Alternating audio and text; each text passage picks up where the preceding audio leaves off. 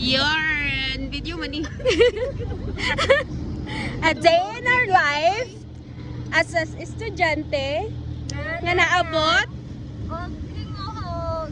mga walay kwarta pero nakaabot og hingoog ng hits for today's video day. Oh my God, first time and it's so enjoy. Diba? Namadamay sa mga gwapa nga classmate. So mo tayo ni nakaabot ang hingoog nga walay mga budget. Nakasulod dyan.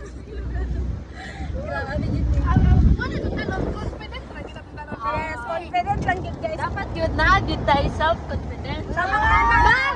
Naipos na ako ang communication, ma'am. Yes! Oh no, pwede naman yung example. Ato, tayo may example pa pa. Example, ma'am, kung ato may property yan, ma'am. Job na natin yung ano mo mo. Ano ko namin, isang ano natin. Body language. Body language. Non-verbal cues. Non-verbal cues. Nag-hits me. Nakaabot me sa lugar. Di ba? Cues mo. Just one example ng cues mo.